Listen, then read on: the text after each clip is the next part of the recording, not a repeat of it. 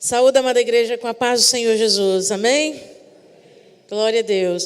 Que louvor gostoso, né? Tinha tempo que eu não louvava assim em português. Que gostoso, muito gostoso mesmo. Que presença gostosa do Senhor aqui. Como que a gente precisa de Jesus, né, irmãos? Como que nós precisamos dele? E como ele nos completa, como ele nos levanta, como ele nos toca. Né? A gente vem para a casa do Senhor nos domingos e às vezes a gente tem até uma certa mania, né, de dizer: eu vou na casa do Senhor buscar minha bênção. Irmãos, a gente tem que vir para a casa do Senhor para dar a Ele todo louvor, toda glória, toda honra, porque em todo tempo Ele tem sido o nosso refúgio, em todo tempo Ele tem sido a nossa fortaleza, em todo tempo Ele tem sido a nossa esperança. Eu dei um pequeno testemunho para os adolescentes antes do culto, e eu falei para os adolescentes: eu tive uma época em que eu aceitei Jesus quando eu tinha 18 anos. Então, eu vivi um pouquinho lá fora. Só que em 1988, irmãos, comparado com hoje, tudo era muito light. Muito, muito light, né? Comparado com hoje. Então, Deus me permitiu experimentar algumas coisas do mundo, né? Mas eu tinha um vazio muito grande dentro de mim. Né, irmã Fátima? Na época ainda tinha balada lá em São João Nepomuceno. Hoje não existe mais, só tem crack lá em São João Nepomuceno. Misericórdia, Senhor. Realmente acabou tudo. Então o Senhor me permitiu experimentar alguma coisa que o mundo nos oferece. Mas eu chegava em casa à noite, eu colocava a cabeça no travesseiro e ficava: Senhor, tem que ter algo mais. Não pode ser isso, só sair com os amigos, dançar, beber, ficar. Na época ficava, né? Você arrumava um namoradinho só para a noite. Falei: Jesus, tem que ter algo mais do que isso. Porque não dá. Então eu estava falando para os adolescentes hoje: olha, fora de Jesus não tem nada especial. Se quer experimentar, nós somos curiosos, mas não tem. Nós, sem Jesus, nós somos simplesmente pó. Não temos valor nenhum, pó. Pó.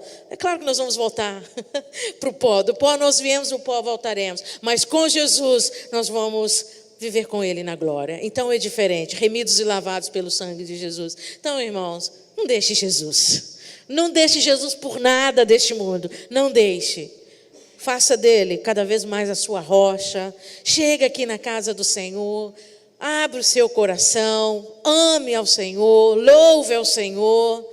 E deixa Ele te sustentar, deixa Ele te curar. Momentos de adoração como este aqui hoje à noite, o Senhor cura. Ele cura a sua alma, Ele cura o seu físico. Ele cura aquele para quem você está orando na sua casa, ou aquele seu amigo que está no hospital, ou aquele seu familiar que está no hospital. Ele visita, Ele cura. Tudo por causa de um gesto de entrega. Teve uma vez que eu ouvi um irmão pregando sobre redenção. E ele falou assim: irmão, vocês já prestaram atenção que quando o bandido chega, não, o bandido não, né? Bom, a gente fala bandido, mas o ladrão chega para te assaltar, o que você faz? Você se rende, não é? Você levanta as mãos e se rende. Ele falou: quando você vem para a presença de Jesus, você tem que fazer o mesmo. E você não abaixa as mãos até o ladrão ir embora, não é verdade? Você está ali, rendida. Então, diante do Senhor, irmão, não vamos abaixar as mãos, não. Vamos ficar rendidos. O tempo todo vamos ficar rendidos. Porque dele vem a bênção, porque dele vem a cura, porque dele vem a restauração, porque dele vem a consolação, a salvação, a redenção para nós, para os nossos familiares, os nossos amigos, o Brasil, né? Então vamos ficar rendidos, totalmente rendidos ao Senhor. Eu cheguei no Brasil dia 9 de maio, e eu estou tendo um tempo muito gostoso com a minha família em Juiz de Fora. Para mim está sendo até um tempo de cura também. Eu nunca senti tanta falta da minha família como no ano passado. Eu não sei se tem a ver com a idade, pastor. Pode ser, né? Eu não tenho mais 18 anos, eu não estou nos meus 20, estou na casa dos 40. Eu nunca senti tanta falta da minha família. E está sendo tão gostoso estar com eles ali em Juiz de Fora. Eu estou assim, parte deles, né? Porque a outra parte está em São João Nepomuceno, a outra está em Taruaçu, a outra está em Cabo Frio.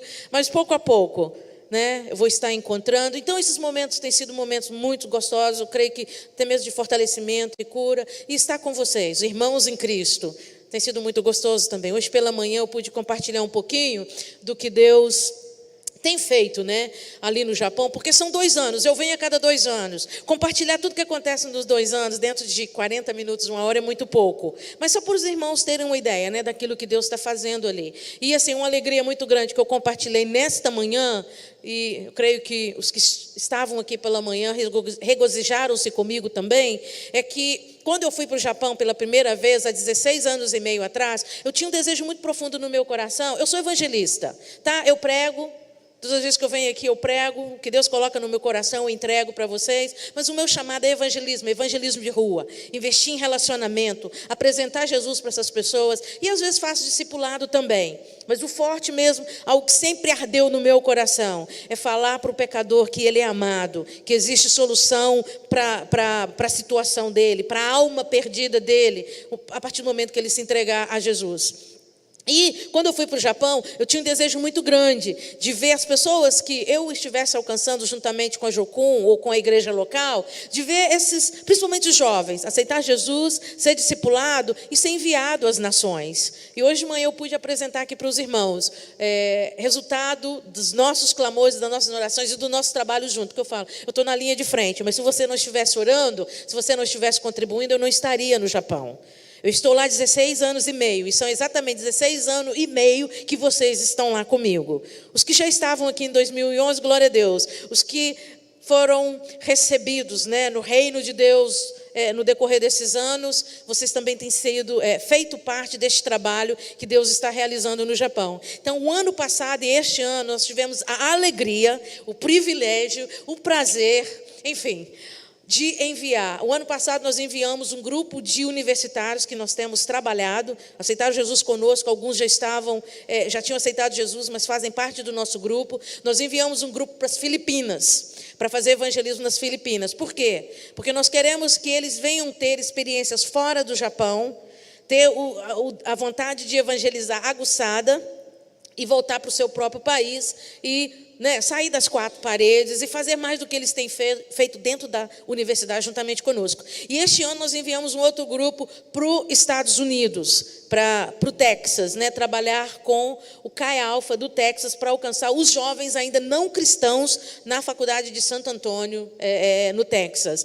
Eu queria muito estar com eles, mas não foi possível estar com eles. O ano passado eu não tive tempo suficiente para levantar os recursos. E este ano eu já estava preparando para vir para o Brasil. Mas eu fui com eles em oração, apoio moral, e voltaram assim com testemunhos maravilhosos. Hoje de manhã, os que estavam aqui puderam ver a equipe que foi para as Filipinas, trabalhando nas ruas, nas escolas, alcançando crianças, adolescentes, senhores e senhoras, levando para a igreja à noite para cultuar ao Senhor e ouvir a palavra do Senhor. Então, irmãos, é algo assim que me incentiva, que me encoraja a continuar. As lutas são grandes, as provações são grandes, e como eu disse, o ano passado eu nunca senti, até o ano passado, eu nunca tinha sentido tanta falta, tanta saudade da minha família. Então tudo isso pesa. Você fica assim, será que o meu tempo aqui acabou? Estou com tanta saudade da minha família.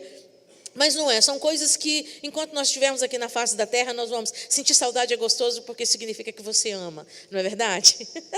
Ninguém sente saudade de quem não gosta, um do outro. Então isso é gostoso, faz parte, mas assim, às vezes pesa. E Deus tem sido misericordioso, tem fortalecido, tem sustentado. Então eu quero agradecer mais uma vez ao pastor Rimac, à pastora Georgia, a cada um de vocês que tem orado por nós ali no Japão, que tem contribuído com seus dízimos, com as suas ofertas.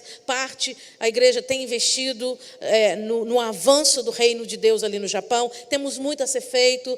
Quando eu fui para o Japão em 2001, menos de 1% da população era cristã. Nesses 16 anos e meio, a gente viu um acréscimo pequeno, mas estamos celebrando, porque nós temos que celebrar cada vitória, cada alma nós temos que celebrar, nós temos que regozijar no Senhor pela salvação de cada uma delas. Então, hoje, segundo o último censo que foi feito no Japão, hoje 3% da população é cristã. Isso contamos com os católicos, com os testemunhos de Jeová que são ativos, a igreja católica ela também é bem ativa, os mormons são bem ativos e nós também somos ativos. Então, 3% colocando esses grupos juntos. Então, continue a orar por nós.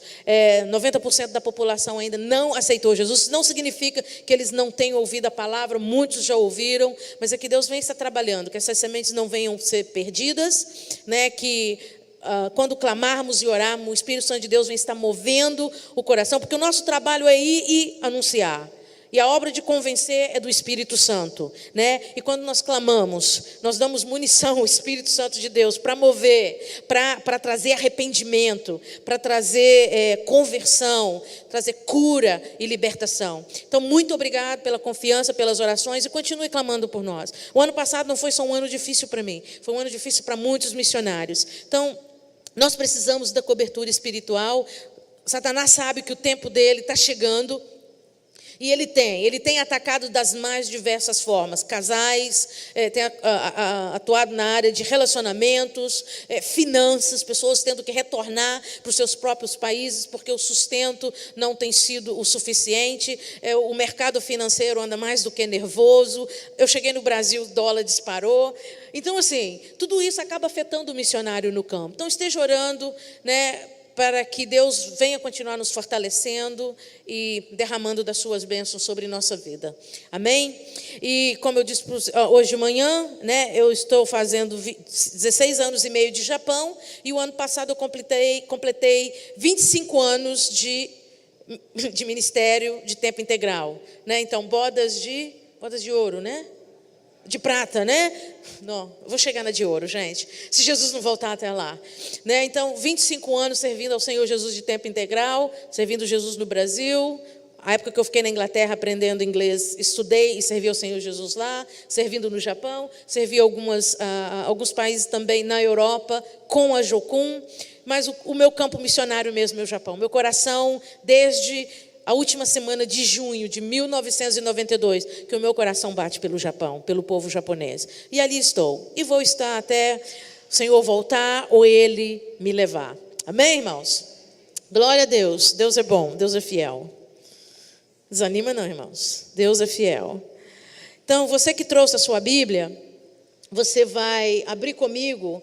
Irmãos, desde quando eu cheguei no Brasil, que eu estou tentando manter um ritmo assim de leitura, e eu estou querendo, nesse tempo aqui no Brasil, ver se eu consigo ler todo o Novo Testamento, porque eu vou ter tempo, né? Então eu quero dar eu assisti o filme sobre o apóstolo Paulo semana passada. Então, assim, ficou mais aguçado ainda para ler novamente o livro de Atos, e vou chegar lá, eventualmente. E eu quero compartilhar com os irmãos o seguinte: diante de tudo que tem acontecido no Brasil, eu vejo assim, a igreja de Deus tem levantado, a igreja de Deus tem orado, a igreja de Deus tem clamado, e Deus tem manifestado a sua misericórdia em favor do Brasil, com muitas coisas que têm acontecido, principalmente no meio político, né? A gente tem visto a mão de Deus, o agir de Deus, mas o que eu vou estar compartilhando com os irmãos, e que Deus colocou no meu coração para estar compartilhando com a igreja nessa noite, é sobre o nosso estilo de vida como cristãos. Como nós precisamos continuar progredindo no nosso relacionamento com Deus e nas nossas qualidades como cristãos diante de Deus, parecidos mais com Jesus. E o que eu vou compartilhar com os irmãos, eu vou falar, de repente o pastor já pregou, de repente eu até já preguei também, porque eu não lembro, eu saio por aí pregando, eu não lembro, e eu troquei de Bíblia, aí é que eu não lembro mesmo. Eu cheguei no Brasil, comprei uma Bíblia nova, irmãos. Na Bíblia velha tinha anotações, tinha esboço, tinha tudo. Eu peguei a Bíblia nova, então é que não dá para lembrar mesmo, que a gente escreve, né? Isso aqui foi lá em Governador Valadares, isso aqui foi lá em Campinas. Enfim, então o que Deus colocou no meu coração para ministrar para a igreja nesta noite, está lá, eu gostaria muito de falar do capítulo 5, do capítulo 6 e do capítulo 7, mas eu não tenho tempo. Então nós vamos, nessa noite, receber do Senhor o que Ele tem para nós no capítulo 5 do livro de Mateus. Amém?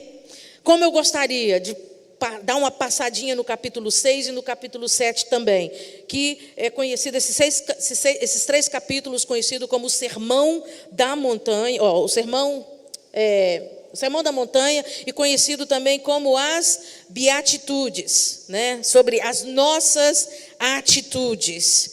E eu gosto muito, irmãos, até mesmo assim de voltar aqui nessa passagem, de tempo em tempo, para me lembrar aonde eu preciso crescer, onde eu ainda estou fraca, aonde eu preciso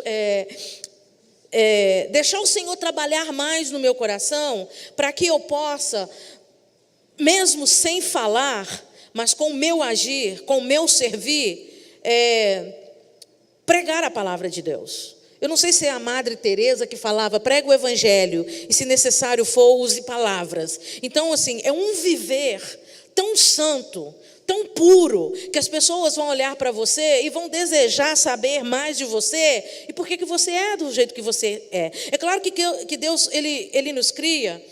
Quando Deus nos criou, quando Deus formou, de acordo com o Salmo 139, capítulo 14, quando Deus formou a cada um de nós ali no ventre da nossa mãe, Ele trabalhou, nos formando, mas Ele também nos deu personalidades, Ele nos deu caráter. Então, tem uns que nascem sanguíneos, tem outros que nascem fleumáticos, tem uns que nascem mais coléricos, tem outros que nascem mais mansos, Mas quando nós aceitamos Jesus, nós submetemos ao senhorio do Senhor Jesus Cristo, e Ele vai trabalhando em nós, vai fazendo de nós pessoas cada vez mais parecidas com eles. Mas é na nossa caminhada com Ele que isso vai acontecendo.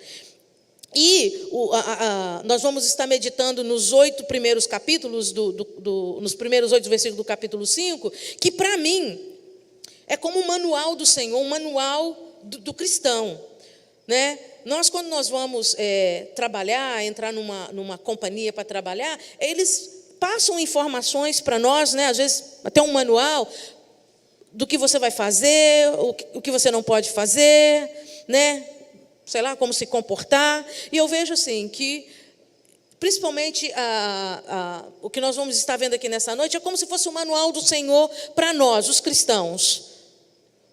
Aperfeiçoar, crescer, deixar o Senhor trabalhar, ficar com as nossas mãos para cima, totalmente rendidos, não tentar fazer algo de nós mesmos, mas rendidos ao trabalho do Espírito Santo, para que nós possamos continuar expandindo o reino de Deus. Então, irmãos, você vai ficar com a sua Bíblia aberta aí no capítulo 5, e nós vamos passando por cada versículo, observando, analisando, meditando, e no seu coração, esteja com o seu coração aberto para que Deus fale com você.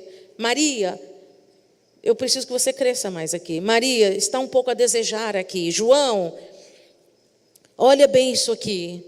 Eu quero que você cresça aqui, se renda, fica com seus braços levantados para mim aqui, porque eu quero fazer mais, para que você seja um canal ainda mais abençoador na sua família, na sua vizinhança, no seu trabalho, na sua faculdade. Então, irmãos, o Senhor quer te usar. Ele quer te usar com a sua boca fechada, Ele quer usar com você pregando. Então, cheios do Senhor, nós vamos refletir a glória dEle, o amor dEle, a graça dEle e o favor dEle. E a palavra de Deus diz o seguinte, capítulo 5, versículo 1 em diante, diz o seguinte: Jesus, vendo a multidão, subiu a um monte e, assentando-se, aproximaram-se dele os seus discípulos. E, abrindo a boca, os ensinava, dizendo: bem-aventurados os pobres de espírito, porque deles é o reino dos céus. Bem-aventurados os que choram, porque eles serão consolados. Bem-aventurados os mansos, porque eles herdarão a terra. Bem-aventurados os que têm fome e sede de justiça, porque eles serão fartos. Bem-aventurados os misericordiosos, porque eles alcançarão misericórdia. Bem-aventurados os limpos de coração, porque eles verão a Deus. Bem-aventurados os pacificadores, porque eles serão chamados filhos de Deus. Bem-aventurados os que sofrem perseguição por causa da justiça, porque dele é o reino dos céus. Bem-aventurados sois vós, quando vos injuriarem e perseguirem, e mentindo disserem todo mal contra vós, por minha causa. Exultai e alegrai-vos, porque é grande o vosso galardão nos céus, porque assim perseguiram os profetas que foram antes de nós. E uma comparação que eu sempre gosto de fazer, irmãos, com o capítulo 5 do livro de Mateus. Todas as vezes que eu venho aqui, uma das passagens do Antigo Testamento que vem, e que eu às vezes até faço comparação, são os 10 mandamentos. Os 10 mandamentos que foram dados para o povo de Israel ali no deserto. Que foram também as 10 regras, o manual que Deus deu para o povo de Israel. A gente conhece a história de José, do Egito, que depois que ele se tornou um dos líderes no Egito, foi consagrado um dos líderes do Egito. Ele levou a sua família para cuidar dela por causa da fome. Só que os anos se passaram, José morreu, outros faraós se sucederam, o que o abraçou, o que o promoveu. E, irmãos, 400 anos, o povo de Israel ali no Egito, teve aqueles que mantiveram a fé. Hoje eu estava compartilhando assim, rapidinho com a Marcela, que o Japão recebeu missionários nos primeiros séculos depois da subida de Jesus ao céu. Quando os discípulos de Jesus começaram a sofrer perseguição em Jerusalém, e que eles saíram por todas as partes do mundo, inclusive é pregado que o túmulo de Tomé está na Índia, que ele foi para a Índia. Então eles usaram o caminho da seda para pregar o evangelho ali no Oriente Médio. Nós acreditamos que eles chegaram na China, na Coreia e no Japão. Então, irmãos, o Japão desde então nunca deixou de ter cristãos. Nunca deixou. Até que o catolicismo, o Francisco Xavier foi para o Japão nos anos de 1500 e houve um avivamento católico entre os católicos no Japão. E depois da Segunda Guerra Mundial, os protestantes entraram e hoje nós estamos ali, trabalhando, pregando o evangelho de Jesus Cristo. Mas assim, o Japão sempre teve cristãos. Então, eu creio que no Egito teve aqueles que nunca deixaram os costumes dos seus antepassados, mas teve aqueles que se envolveram com as orgias do Egito, teve aqueles que se envolveram com os deuses do Egito, com as religiões do Egito. Então, quando Moisés tirou o povo de Israel do Egito, você imagina aquela multidão toda, muitos sem princípios, muitos adorando outros deuses. E assim, o entendimento que nós temos é que depois de 2 semanas deles no Egito, Deus deu a Moisés os 10 mandamentos, e tipo assim, agora todos vocês vão andar de acordo com essas regras, para ter o quê? Uma orientação, em como se relacionar com Deus e como se relacionar um com o outro. Então, assim, nos 10 mandamentos, os primeiros 4, se a gente observar, Deus está dando instruções como o homem se relacionar com ele, e os outros 6 de como se relacionar um com o outro, o respeito. Então, é como uma parede de proteção, irmãos? E aqui, eu vejo o seguinte, é quase que a mesma coisa, Jesus fazendo quase que a mesma coisa, para que os cristãos venham praticar, desenvolver, porque também tem a ver com o nosso relacionamento com Deus e também o nosso relacionamento um com o outro. E no versículo 3, que diz, bem-aventurados os pobres de espírito, porque deles é o reino dos céus, muitas pessoas têm um entendimento meio que errado, deste pobre de espírito, Mas a palavra de Deus diz, estudando, a gente chega à conclusão que o pobre de espírito é aquele que sabe que ele sem Deus, ele não é ninguém. Ele não atua na sua autossuficiência. Ele tem uma carência de um ser maior para ajudá-lo nas suas fraquezas, nas suas debilidades. E aí, irmãos, é onde entra a questão do orgulho e a questão da humildade. A humildade é ela que nos leva a reconhecer que nós precisamos de ajuda. O orgulho não permite você ver isso. O orgulho, ele te leva a pensar que você não erra. O orgulho leva você a pensar que, na maioria das vezes, você não precisa um do outro. E a humildade não. A humildade é aquela que leva você a dar conta de que você precisa de ajuda. Você sozinho, você chega a um determinado lugar. Então, o pobre de espírito é aquele que olha para ele mesmo e ele reconhece que ele precisa de um Salvador, que ele precisa de um Redentor. Não é verdade? Eu fico olhando, eu estou no Japão há 16 anos de idade, há 16 anos, e nós temos pregado o evangelho ali.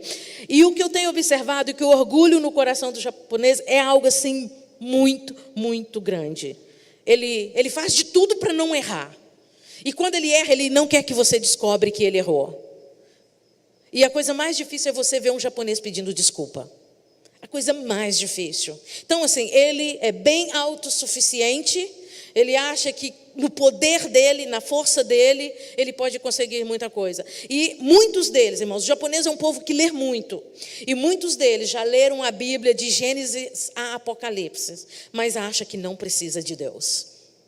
E tem um entendimento entre os budistas que se você é ruim, mas quando você morreu, você fica bom automaticamente então você não precisa de Deus. Então o orgulho tem impedido o povo japonês de se render a Jesus com mais facilidade. Então o pobre de espírito, ele tem essa humildade, ele reconhece que ele precisa de ajuda, ele reconhece que ele precisa de um Salvador. E a Bíblia diz, bem-aventurado os pobres de espírito, porque deles é o reino de Deus. Então assim, se eu não reconheço Jesus como Senhor e Salvador, eu não vou nunca fazer parte do reino do Pai. Amém? Cada um de nós aqui, nós fazemos parte do reino de Deus, porque nós já recebemos a Jesus Cristo. E olhando para cada um de nós, existe sim um grau de humildade dentro de nós, para reconhecer que nós necessitamos de Jesus, do sangue dele para nos limpar do nosso pecado, porque eu mesmo, no meu orgulho, eu não posso me limpar. Muitos japoneses, eles não entenderam isso ainda, né? Mas nós que estamos aqui nessa noite, nós reconhecemos. Só que, irmãos, a natureza velha, ela tenta voltar. Ela tenta voltar. E aqui Jesus, né, ele nos lembra, bem-aventurados pobres de espírito, bem-aventurados os humildes. Felizes, né, as bem-aventuranças, bem-aventurança significa mais do que felizes, né? E os japoneses, eles colocam muito a alegria deles nas coisas que eles possuem, né?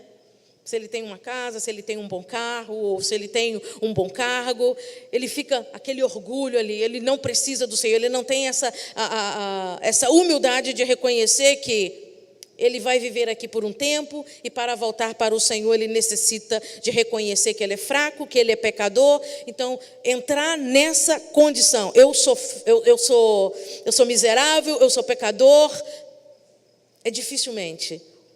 Só a obra do Espírito mesmo na vida do japonês para ele se render ao Senhor Jesus Cristo. Então vamos continuar clamando pelo povo japonês para que eles venham ter essa fome de Deus, ter essa humildade de reconhecer que eles precisam de Deus. Porque senão eles nunca vão fazer parte do reino dos céus, como nós já fazemos. E a chamada de Deus para a nossa vida, né, neste versículo, é não deixar. Porque nós, irmãos, a nossa tendência, como a queda de Adão e Eva nos afetou de tal maneira, porque ali também eles tentaram ser independentes de Deus, não é verdade? Quando Satanás ofereceu a eles o fruto e disse, não, né, vai, come. Daí eles tentaram mostrar ali que eles poderiam viver independentes do Senhor. E isso, irmão, nós herdamos e hoje, infelizmente, a nossa tendência, às vezes quando nós pegamos um determinado cargo ou temos uma determinada formação, o orgulho começa a subir, não é verdade? Então, onde o Senhor Jesus nos leva no capítulo 5 de Mateus, olha, bem-aventurados os pobres de espírito, bem-aventurados os humildes, porque deles é o reino de Deus.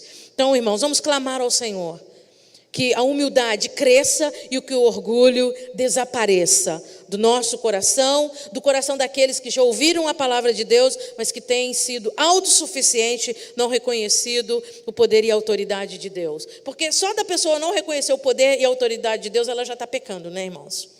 Ela já está pecando. E tem pessoas, os japoneses acham que não. Estou usando esse porque é onde eu moro, irmãos, é o que eu convivo.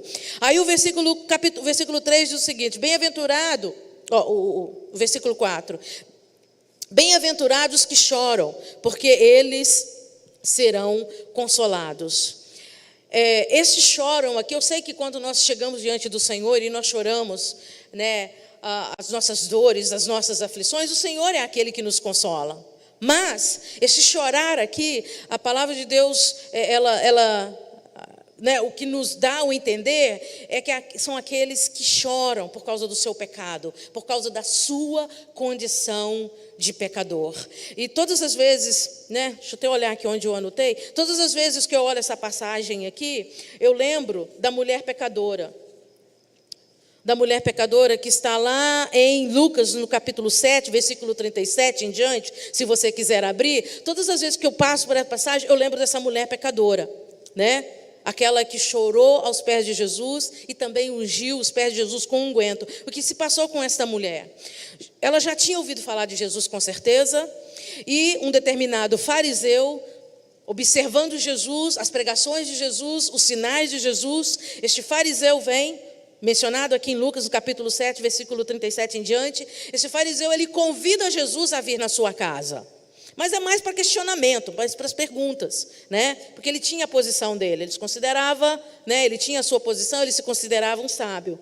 Ele convidou Jesus a vir até a sua casa. E a palavra de Deus diz aqui que a mulher pecadora, a Bíblia não fala o nome dela aqui, só fala que a mulher pecadora, ela ficou sabendo da presença de Jesus na casa deste fariseu. Ela vem com um vaso de unguento, que se indica um óleo. Ela veio e se prostrou aos pés de Jesus Cristo e começou a chorar.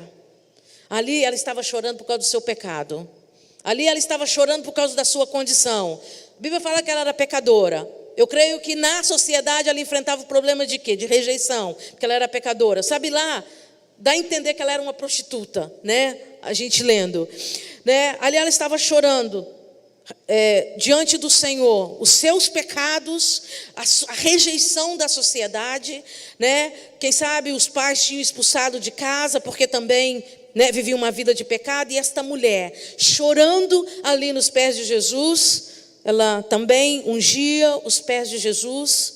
E ali eu creio, irmãos, que o Senhor a consolou, que o Senhor a alcançou, que o Senhor a salvou e o Senhor a curou. E aí você olha para o fariseu. Você olha para o fariseu aqui, irmãos, uma mulher ali se lamentando diante de Jesus, derramando seu coração por causa da sua condição de pecadora. E ali estava o fariseu no seu orgulho, né? Ah, se Jesus soubesse a condição desta mulher, ele não estaria permitindo que ela sequer tocasse nele. Para você ver, irmãos, o orgulho, isso até voltando no primeiro ponto, o orgulho e a falta de humildade, de reconhecer que precisamos sim do Senhor nas nossas vidas. Então, eu gosto muito dessa passagem, que reflete exatamente o que eu acredito que esse versículo nos ensina. Feliz aqueles que choram, que chegam diante de Deus e derrama o seu coração diante de Deus, pelo seu pecado, pelos pecados da sua família, pelo pecado que impera na sua cidade. Eu quero fazer caminhadas de oração em São João Nepomuceno este ano. Vou estar passando um tempo mais ali, que foi onde eu aceitei Jesus, estudei antes de ir para o campo missionário. O crack tomou conta dos jovens em São João Nepomuceno. Está destruindo as famílias em São João Nepomuceno. Então, se eu chegar ali numa condição de clamar ao Senhor, de chorar diante do Senhor pelo pecado do povo de São João Nepomuceno, né, eu vou ser consolada. Como eu vou ser consolada? O Espírito Santo de Deus vai agir nos corações que já ouviram a palavra de Deus, vai haver conversão, vai haver libertação, porque é desse jeito que o Senhor nos consola quando nós nos arrependemos. É dessa forma que o Senhor traz consolo. Ele traz salvação, Ele traz arrependimento no nosso coração, Ele traz cura, Ele traz libertação. E quando nós choramos diante do Senhor, por aqueles que estão no pecado, por aqueles que estão na escravidão de Satanás, a forma dele nos consolar é alcançar essas pessoas. Agora eu pergunto para vocês, qual foi o último tempo que você chorou por aquele pecado na sua vida que você não consegue vencer? Qual foi a última vez que eu chorei pelo pecado que escraviza o meu irmão, ou a minha irmã, ou alguém da minha família? Qual foi a última vez que eu chorei quando eu vi a situação da minha cidade piorando, a situação do Brasil? Sabe como que Deus quer te consolar? Trazendo salvação. Deus quer trazer salvação, Ele quer trazer cura, Ele quer trazer libertação. Então, a palavra de Deus diz: bem-aventurados os que choram, porque eles serão consolados. E esse é o nosso consolo. Eu estou ali no Japão, trabalhando, pregando o Evangelho de Jesus Cristo. É um consolo para mim ver as almas se convertendo. É uma alegria e é um consolo. Porque a gente derrama, nós derramamos lágrimas. A gente vai orar, a gente vai jejuar e a gente chora. E nessa proximidade, nesse relacionamento com Deus, Deus tem uma liberdade tremenda, irmãos, assim, de compartilhar o que está pesando no coração dele, ao ponto de Deus dar nomes específicos para você orar, para você chorar, seja para libertação, seja para cura, para salvação. Eu não sei quantos já tiveram essa experiência. Nesta intimidade com o Senhor, nessa busca com o Senhor, Ele revela para você. E aí você ora, você chora, e mais à frente você vê a pessoa aceitando Jesus, sendo salva, sendo liberta. Então, bem-aventurados que choram, porque eles serão consolados. Versículo 5. Bem-aventurados mansos, porque eles herdarão a terra. Eu falei aqui, irmãos, de quando nós nascemos coléricos, sanguíneos, fleumáticos, né? Mas o manso aqui, que a palavra de Deus diz, não é o manso, né, do temperamento. Qual que é o temperamento? O fleumático, que é o mais mansinho, né? Porque o colérico, ele é super nervoso. O sanguíneo, ele não para de falar. E o fleumático, e tem um outro. Enfim, não tem nada a ver. Esses mansos aqui é aqueles que ouvem a palavra de Deus, dê ouvido à palavra de Deus e submetem à palavra de Deus e não agem na sua própria força, totalmente direcionados pelo Senhor.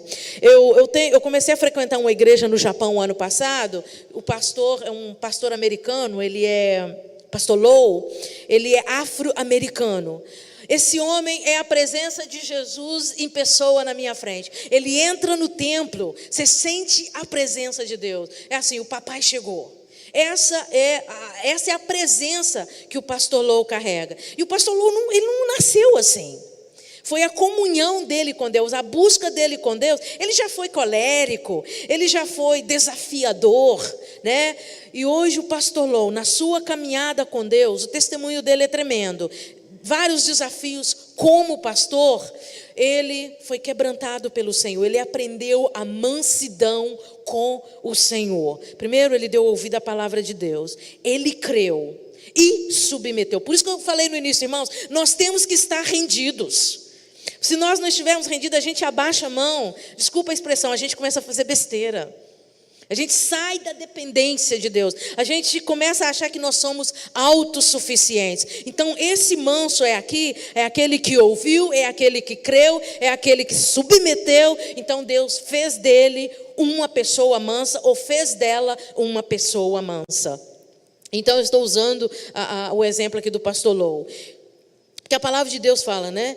Bem-aventurados mansos, porque eles herdarão a terra. Esse herdar a terra aqui não é herdar o lote do lado da igreja, né? Da igreja Batista Moriá. Esse herdar a terra aqui é herdar as nações para o Senhor. Eu nunca vou conseguir herdar o Japão para o Senhor Jesus se eu sair pregando no colerismo lá no Japão, na minha própria força. Mas na minha submissão ao Senhor, eu vou pregar a palavra de Deus, crendo que eu sou simplesmente um instrumento e o Espírito Santo vai convencer o homem do pecado, da justiça e do juízo. Então, essa mansidão aqui, irmãos, é o crente trabalhado pelo Senhor.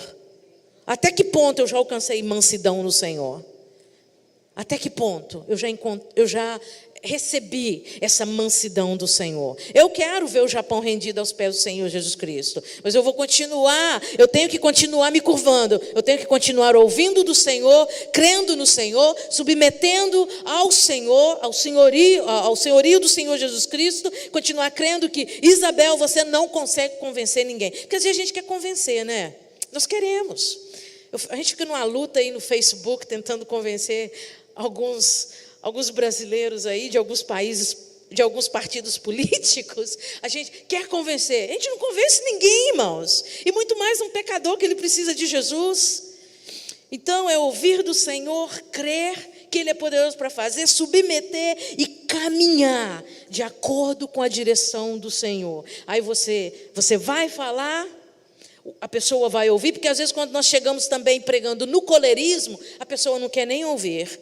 Eu lembro que lá em Taruaçu, onde realmente eu nasci, teve uma época que teve uma confecção lá, e uma das minhas cunhadas trabalhava nessa confecção. Eu já tinha falado de Jesus para ela, mas assim, quanto mais interior de Minas quanto mais interior mais católico, mais agarrado é a tradição, né? E ela tinha falado e ela ficava assim, mas papel aceita tudo. A gente vai pregar, né? Papel aceita tudo. Como é que você tá? Como que você sabe que o que está escrito na Bíblia é realmente a palavra de Deus? Falei, olha, tô te falando, a escolha é sua. E quando ela começou a trabalhar nessa confecção, tinha duas irmãs que trabalhavam nessa confecção. Tinha uma mais colérica e já tinha uma mais trabalhada pelo Senhor. A colérica queria convencer a minha cunhada Valdete de todo jeito. E a irmã dela, na mansidão do Senhor, ela foi evangelizando a minha cunhada. E ela chegou para mim e falou assim, como se as pessoas tentam convencer a gente assim? Olha a vida dela, olha como é que ela fala. E ela dava ouvido a Cida, que estava ali pregando na mansidão do Senhor. Ela estava jogando as pérolas, né? e a minha cunhada estava recebendo. Então nós precisamos dessa mansidão do Senhor, porque o pecador vai receber. No colerismo, na nossa força, nós não vamos alcançar ninguém. Você não vai alcançar nem a sua família, quanto mais a terra, no sentido das nações. Então vamos buscar essa mansidão no Senhor. E como eu disse, essa mansidão vem no ouvir, no você crer e no você submeter. Mãos ao alto. Mãos ao alto, irmãos. O próximo, vamos lá. Bem-aventurados, estamos no 6, versículo 6. Bem-aventurados que têm fome e sede de justiça, porque eles serão fartos. Bem-aventurados que têm fome e sede de justiça, porque eles estão fartos. Eu sempre, quando eu ministro essa palavra aqui, eu falo para os irmãos: irmãos, se não faltava uma coisa na multidão que seguia Jesus, era fome e sede, né? Não faltava fome e sede, né? Mas fome do pão, né? Quando eles viam Jesus multiplicar, epa, vamos lá que vai ter mais pão, né? Os pobres principalmente, mas tinha muita gente ali com fome de Deus. E a gente vê que como os discursos de Jesus começou a ficar um pouquinho mais pesado, muitos o abandonaram, né? Mas aqui diz, né, que bem-aventurados são os que têm fome e sede de justiça do Senhor. E para ilustrar, para trazer uma ilustração, eu lembro da samaritana, né? A samaritana, quando Jesus, ele deixou a Galileia e ele foi para Samaria, e os seus discípulos o deixaram para ir até a cidade comprar provisões para o físico, ele senta lá na beira dos poços esperando que alguém, né? Bom, Deus sabe todas as coisas, né? Ele sabia que a mulher ia vir, né? E a samaritana chega e Jesus pede a ela água. Nós sabemos do processo, do diálogo dos dois, mas o interessante chega exatamente quando ela fala para Jesus que ela já tinha tido, né, ela estava no 6º casamento. 6º casamento não, ela tinha se casado, pelo entender, ela tinha se casado 5 vezes, e o que ela tinha não era dela, né? E Jesus falou para ela: nisso você falou a verdade. Agora, irmãos, vocês ficam pensando o seguinte: vocês já pararam para imaginar, porque às vezes a gente lê e a gente não deixa a imaginação da gente soltar. Você imagina, essa mulher encontrando Jesus pela primeira vez, né? Ela, uma samaritana, Jesus, um judeu, e a palavra de Deus diz que eles não se misturavam, e Jesus chega confrontando essa mulher, né, sobre a situação dela. Só que, irmãos, a gente vê uma fome e uma sede de justiça sendo feita na vida dela, que a gente vê assim, essa mulher estava cansada. 5 maridos, 5 casamentos e não deu certo. Ela estava no 6º, Jesus fala que esse não era dela. Sabe lá se esse era o marido de uma outra ou se era um solteiro, a gente não sabe. Mas tudo indica que era de uma outra, porque Jesus disse para ela que não era dela. Então, irmão, a gente vê que a sede de justiça, ela tinha dentro dela a sede de ver alguém fazendo algo. Hey, help, né? Tem alguém aí, alguém pode me ajudar? Eu não quero chegar no 10º. Gente, eu vejo sede e fome de justiça na vida dessa mulher samaritana. E assim, e ela estava com tanta sede de justiça que fosse feita na vida dela, ela foi confrontada por um homem estranho. É claro que no decorrer da conversa, ela percebeu que Jesus era um homem diferente. Mas ela não se importou com a confrontação. O que aconteceu? Ela foi na cidade e chamou todo mundo. Falou assim: venha ver este homem, venha ver um homem que me diz tudo o que eu tenho feito.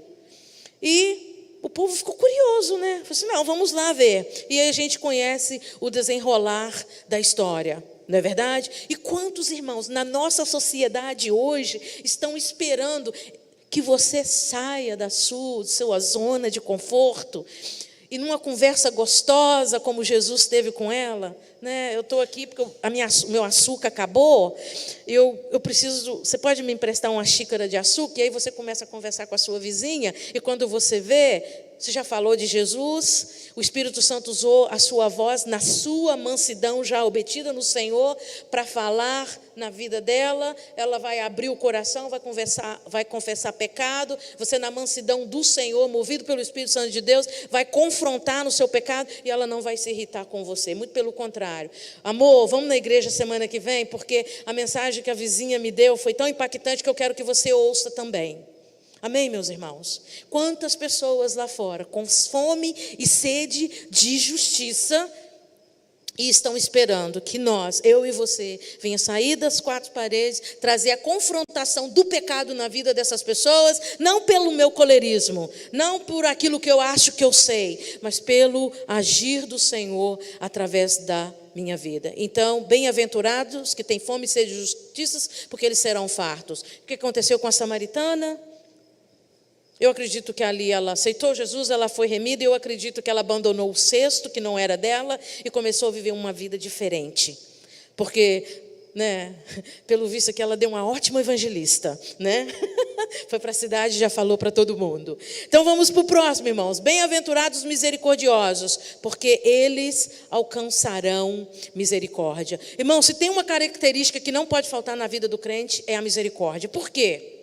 Se você está aqui hoje, porque Jesus foi misericordioso com você. Se eu estou aqui hoje, é porque Jesus foi misericordioso para comigo. E aí, assim, a gente não vai ter tempo, mas eu quero que depois, quando vocês voltarem para casa, leiam o capítulo 6, que está falando do perdão, que é exatamente o quê? Você exercer misericórdia. E para ilustrar rapidamente... Para ilustrar rapidamente o que a palavra de Deus está falando aqui dos misericordiosos, nós vemos sobre a palavra de Deus, a parábola, que Jesus contou sobre eu escrevi aqui, não é da samaritana. A parábola estou na página errada, a parábola do credor compassivo, O credor compassivo, A palavra de Deus diz que o patrão havia emprestado um dinheiro para um dos seus servos, e chegou a época dele pagar, ele não pagou. E o que o credor queria fazer? O que o patrão queria fazer? Queria vender o servo com a sua esposa, com seus filhos, para então pagar a dívida. Mas aí ele chegou diante de Deus e ele implorou, e o seu patrão o perdoou. Mas ele não agiu da mesma forma. Ele tinha alguém que o devia, a pessoa não o pagou, e o que ele fez? Ele pediu para que a pessoa fosse encarcerada até então pagar. Então, irmãos, por que a misericórdia não pode faltar na vida do cristão? Porque a mesma misericórdia que te alcançou é a mesma misericórdia que está disponível para com aqueles que ainda não aceitaram Jesus. Porque é o seguinte, diante dos olhos de Deus, na face da terra, todos nós somos pecadores, nós pecamos diferente. Tem até gente que peca igual. Nós pecamos diferente, mas nós todos pecamos. Então, a misericórdia tem que ser algo que nós precisamos na nossa vida e nós precisamos exercer. Não como este servo aqui, de acordo com essa parábola que Jesus ensinou. O servo, ele foi perdoado, mas quando chegou a hora dele perdoar aquele que o devia, ele não perdoou. Então, ele não exerceu a mesma misericórdia. Então, irmão, se eu estou hoje na presença de Deus, porque Jesus manifestou a sua misericórdia para comigo, me tirou do lamaçal do pecado, hoje eu estou aqui lavada e remida pelo sangue de Jesus. Agora, se eu não exercer essa misericórdia no sentido de compartilhar com outros, para que eles também venham ser livres das suas algemas, dos seus pecados, liberar perdão para aqueles que me ofenderam, eu estou simplesmente agindo como este servo ingrato. Então, se você acha que você não é muito misericordioso, se essa característica do caráter de Deus ainda não é forte na sua vida, vamos orar e vamos clamar.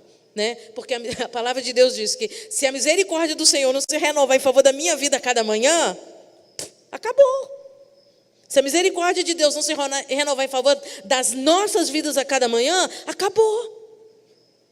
Agora, eu preciso ser mais misericordioso, nós precisamos ser mais misericordiosos, pregando a palavra de Deus, para que a misericórdia que me alcançou venha alcançar também o pecador, o meu vizinho, a minha família, enfim. E no meu caso, continuar alcançando os japoneses, Então, assim, Senhor, aumenta, porque eu não quero ver japoneses perecendo sem receber a Jesus Cristo como Senhor e Salvador. E se eu sou misericordiosa para com as pessoas, o Senhor também é misericordioso para comigo. Aí é onde entra a oração do Pai Nosso, irmãos? Perdoe as nossas dívidas, assim como nós perdoamos os nossos devedores. Então, assim, Deus vai manifestar misericórdia para comigo, de acordo com que eu também manifesto misericórdia. Mas Ele é tão misericordioso, que mesmo quando eu não perdoo, Ele está lá esperando. E aí? Você ainda não perdoou aquela fulana, aquele ciclano. Por quê? Ela se renova a cada dia. Então vamos pedir, Senhor, eu quero ser mais misericordiosa. Às vezes as igrejas, as organizações missionárias desenvolvem ministério de misericórdia, que significa acolher aqueles menos favorecidos, ajudar os menos favorecidos. Esse também é a nossa forma de demonstrar misericórdia, ajudando aqueles menos favorecidos, doando aquilo que a gente pode para ajudar no seu bem-estar, mas acima de tudo, apresentando Jesus para que a sua alma não venha a ser perdida. Amém? E vamos para o próximo. Bem-aventurado os limpos de coração, porque eles verão a Deus. Irmãos, esse é um dos mais difíceis. Eu acho que foi o Martim Lutero que disse: você não pode impedir que um passarinho voe sobre a sua cabeça, mas você pode impedi-lo de fazer um ninho. Já ouviu, né? Porque ela é bem conhecida. O que significa? Eu posso até pensar: poxa, aquela irmã não foi legal comigo hoje. Aí eu deixo a coisa descer para o coração. E aí vai e fica infestado, né? E ninguém vê. Às vezes até você passa pela irmã, cumprimenta, bom dia, né? A paz do Senhor. E lá no coração, né, você está ali, poxa, ela não me tratou legal. Então, irmãos, essa questão da pureza de coração, às vezes a gente não cuida muito porque ninguém vê. Ninguém vê, né? A gente vem para a igreja, coloca o melhor terno, a melhor roupa, né? E a prova disso, irmãos, é que, né, a gente olha para o Palácio do Planalto, né, lá em Brasília, todo mundo vai trabalhar de terno e gravata, todo mundo bem arrumado.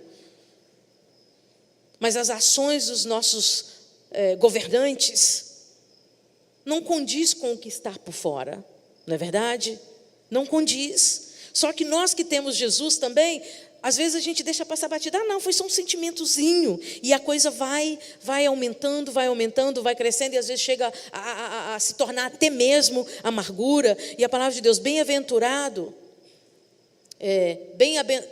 os limpos de coração, porque eles verão a Deus. Irmãos, a gente com o coração sujo não tem como ficar mais próximo do Senhor. É uma barreira. Você sente, quando você ofende alguém ou alguém te ofende, que você não libera perdão, você vai orar, você vai ter o seu devocional, parece que o negócio não passa do teto. Não passa, porque o Senhor olha o seu coração, tem algo aí que precisa ser consertado. Mas o apóstolo Paulo, ele foi muito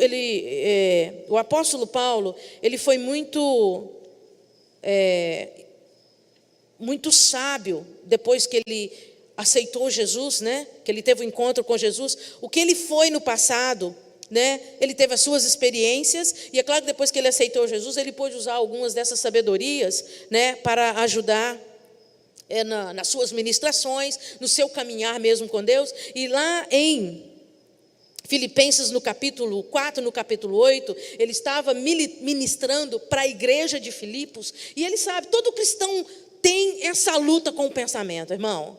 Porque assim, o bicho não faz o ninho, mas ele traz o pensamento, ele traz a cobiça, ele traz, né, o casado, o esposo ou a esposa, né? Na Jocum, quando eu trabalhava na Jocum, os líderes sempre falavam: olha, você rapaz, você moça, se você não quiser pecar, você casado, não quiser pecar, olhou uma vez, achou que se interessou, não olha a segunda vez. Porque se você olhar a segunda vez, é onde a coisa começa a se contaminar. Era a orientação que ele dava, não é verdade? Mas o apóstolo Paulo, ele foi mais sábio do que os meus líderes, né? Lá em Filipenses, no capítulo 8, ele falou para os filipenses: você quer vencer a impureza do coração? Pensa tudo no que é puro. Se você quiser anotar ou se você quiser abrir aí, pensa no que é puro, no que é agradável, no que há louvor.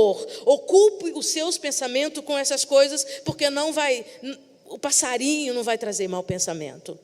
O lance é quando você deixa o pensamento descer para o coração. É aquela coisa, você semeia um pensamento, cria-se um desejo, criou-se um desejo, daí cria-se também uma ação. Então começa tudo aqui.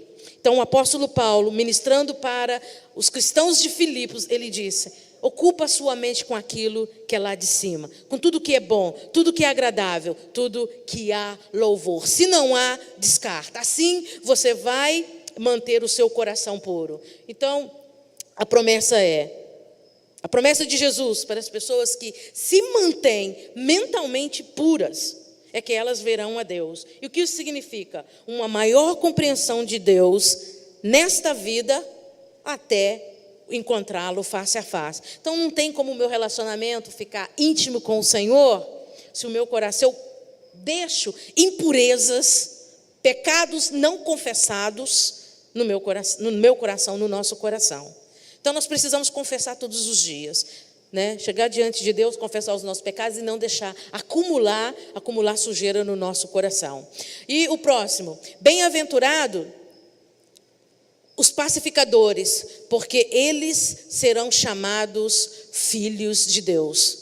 A ONU, todo mundo conhece a ONU, eles têm os seus grupos que saem pelo mundo afora para promover paz nas fronteiras com países em guerra ou com países com guerras civis. Só que esses pacificadores são pacificadores aos olhos dos homens, porque na maioria das vezes, quando eles vão para as fronteiras tentar trazer paz entre um país e outro, na maioria das vezes eles trazem caos. Por quê? Eu não sei quando, eu leio muito, irmãos. Eu leio notícia de manhã e à noite. Às vezes, se a manchete me chama atenção, eu abro e leio tudo. Se não, eu só dou um skim, né? Uma olhada assim bem rápida. E a maioria das vezes, quando eu vou ler sobre essa equipe de paz, esses pacificadores da ONU nos países, nas fronteiras, eles estão sempre destruindo famílias. Por quê? Porque eles envolvem com as meninas, eles estrupam, eles engravidam filhos de locais. Então, que tipo de pacificadores são esses, né? Agora, esses pacificadores que a Bíblia está falando aqui não são os pacificadores da ONU, você e eu. Porque a pessoa, né, o mundo oferece um tipo de paz que muitos de nós já experimentamos, uma paz passageira, de hoje para amanhã ou de algumas horas, mas a paz que nós conhecemos que Deus dá, ela é a verdadeira. E quem pode oferecer essa paz a uma pessoa que está desorientada, é eu e você, na pregação do Evangelho de Jesus Cristo. Porque você pregando o Evangelho de Jesus Cristo, a pessoa recebendo a Cristo, ela então vai receber a verdadeira paz. Então, esses pacificadores aqui, eu entendo que somos nós, que já recebemos a Jesus, que já temos paz em Jesus, independente das lutas, das provações que nós passamos. Então, irmãos, nós precisamos exercer a nossa função de pacificadores. E às vezes nós não exercemos, como igreja de Cristo. Às vezes nós não exercemos, nós ficamos na nossa zona de conforto, enquanto muitos lá fora estão em guerra dentro deles, estão em conflito, porque não conhecem a Jesus, não conhecem a paz que Jesus pode oferecer. Então, eu e você somos conhecidos como pacificadores, mas eu tenho exercido a minha função como pacificador, como pacificadora.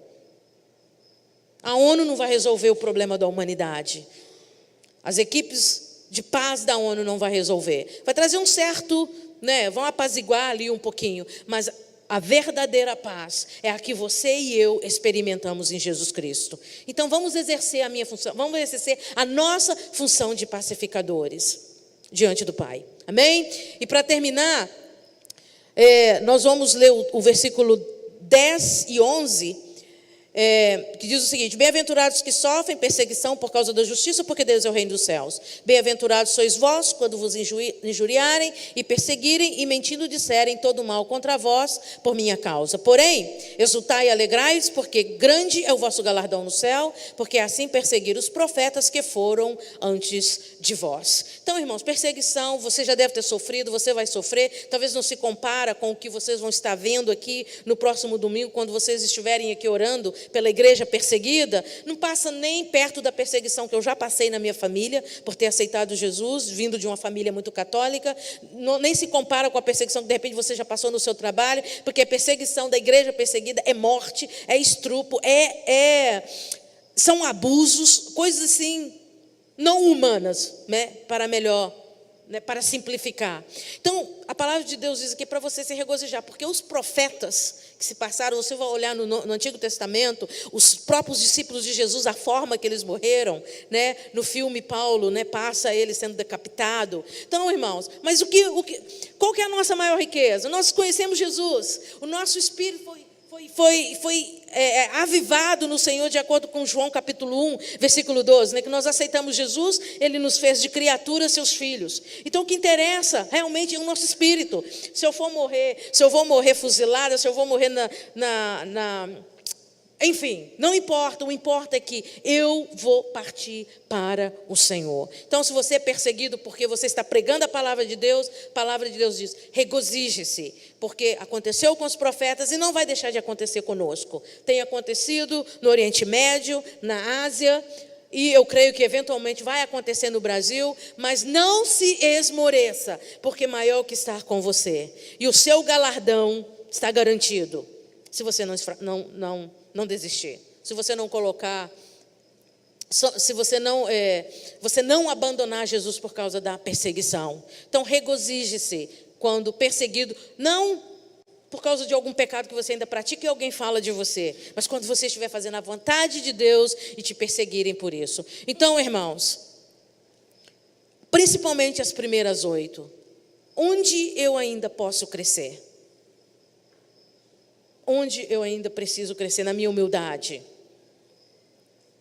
na misericórdia, ser realmente uma pacificadora,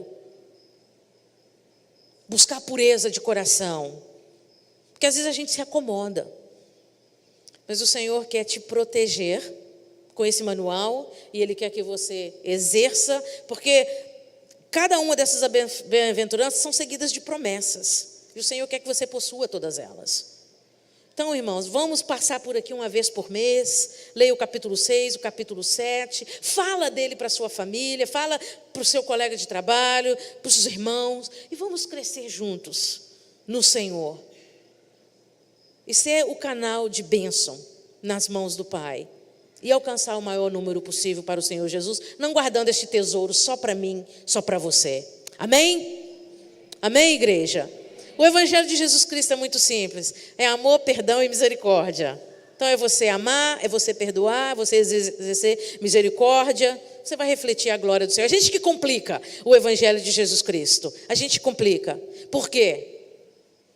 Porque a gente abaixamos os braços. Precisamos estar rendidos. Amém? Vamos colocar de pé. Eu quero orar por você.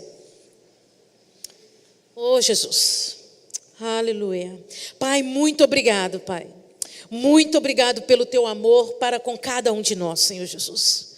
Muito obrigado pela tua misericórdia que nos alcançou. Cada um de nós aqui nessa noite. Principalmente aqueles que não te conheceram desde criança. Nós sabemos muito bem de onde o Senhor nos tirou e onde o Senhor nos colocou. E nós somos agradecidos porque o Senhor nos transportou do reino das trevas para o reino do Filho do seu amor. Pai, nós somos gratos por este amor, por este perdão, por essa misericórdia que nos alcançou. E nessa noite, Deus, meditando nas bem-aventuranças do capítulo 5 de Mateus, Deus, nós queremos que o Senhor nos incomode, Pai, aonde nós ainda precisamos crescer, aonde, Deus, nós ainda não rendemos completamente ao Senhor, para que nós venhamos ser, Deus, verdadeiros canais de bênçãos nas tuas mãos, para que o governador Valadares, para que Minas Gerais, para que o Brasil, para que a América do Sul, para que o mundo venha conhecer que Jesus é o Senhor, que Jesus é o Rei deste reino que nós já pertencemos. Pai, no nome de Jesus, eu oro que nesta noite o Senhor venha dar sonhos aos teus filhos, venha aguçar, ó Deus, a sede de te conhecer, a sede, ó Deus querido, de ver o Senhor face a face, a fome da tua palavra, de saber mais quem é o Senhor, de viver praticando o amor, a graça, a misericórdia, o perdão. Pai, buscar a face do Senhor, caminhar nesta comunhão gostosa contigo, ó Deus, para que aqueles que estão ao nosso redor venham almejar aquilo que temos, porque nós iremos exalar o bom perfume de Cristo, vamos refletir o caráter do Senhor, Deus, nos ajude, Senhor. Nos ajude, Senhor amado, a observar, ó Deus, as bem-aventuranças. Ó Pai amado, e almejar as promessas, ó Deus, que seguem cada uma delas, a prática de cada uma delas, ó Pai. Ó Deus, abençoa, Senhor, esta igreja, abençoe cada um desses irmãos, dê vitória naquelas áreas que eles ainda têm enfrentado luta, aqueles pecados que eles ainda não conseguiram vencer totalmente, Pai, porque o Senhor os tem chamado, cada um deles para serem pacificadores, pregando o teu evangelho, para aqueles que se encontram, ó Pai amado, presos em grilhões, em cadeias, escravizados por Satanás, que nunca conheceu paz na vida, e que estão à espera da manifestação dos filhos de Deus que somos nós, chamados como os pacificadores pelo Senhor. Oh Deus, no nome de Jesus, queremos, Pai, como igreja, como corpo de Cristo, ser vibrante, ser, oh Pai amado, com o nosso estilo de vida, realmente refletir quem é o Senhor. Nos ajude, Jesus. Nós estamos aqui diante do Senhor, nós rendemos, nós levantamos as nossas mãos, oh Pai, e dizemos: Pai, nós rendemos ao Senhor, e ajuda-nos a permanecer rendidos, Jesus. Não permita que eu venha deixar o orgulho e aquela autossuficiência dentro de mim se levantar, oh Pai amado. Não permita, mas que o Senhor me ajude, Deus, que o Senhor nos ajude a ter todas as suas características, principalmente a humildade, de reconhecer o meu pecado, de pedir perdão, manter coração puro, ser misericordioso e ter fome e sede do Senhor a cada dia. Não permita, ó Deus querido, que o mundo, o sistema que rege este mundo, venha me envolver, venha me seduzir. Senhor, eu quero manter os meus olhos voltados para o Senhor. Deus, ajuda a tua igreja a manter os olhos voltados para o Senhor, porque sem o Senhor nós não somos nada. O Senhor é o nosso tesouro, o Senhor é o nosso único tesouro, o Senhor é a nossa única rocha, a nossa única fortaleza. Fora do Senhor nós não vamos encontrar abrigo, nós não vamos encontrar segurança, nós não vamos encontrar satisfação, nós não vamos encontrar misericórdia, nós não vamos encontrar perdão. Isso somente na presença do Senhor. Eu abençoo a tua igreja e aqueles, Deus, que têm uma chamada missionária. Eu oro, Deus, aquela chamada que pode estar dormindo, ou aquela chamada que está esperando o tempo do Senhor. Eu oro, Deus, ajuda o meu irmão e a minha irmã a andar em obediência ao Senhor e à sua voz, para que o momento do ir chegar, eles venham, ó Deus, não se prender com as coisas materiais, mas eles venham se desprender até mesmo dos seus sonhos, para realizar os sonhos do Senhor e fazer a vontade do Pai, assim como o Senhor fez comigo no passado. O Senhor me levou a desprender dos meus sonhos para realizar os sonhos do Senhor. E quantas pessoas hoje fazem parte do seu reino por causa da minha rendição e da minha obediência. Oh Deus, eu oro que aqueles que o Senhor tem chamado não venham desistir do chamado por causa das lutas e das dificuldades, ou porque está demorando o tempo do Senhor. Oh Deus, que os meus irmãos aqui venham me manter firmes na tua presença, guardando a fé, crendo que o Senhor vai ajudá-los em cada escolha, dando graça e favor nos momentos em que eles escolherem fazer a tua vontade, fazer o bem, não envergonhar o nome do Senhor. Que não falte a tua graça, que não falte o teu favor para o teu povo, Pai, em nome de Jesus. Amém?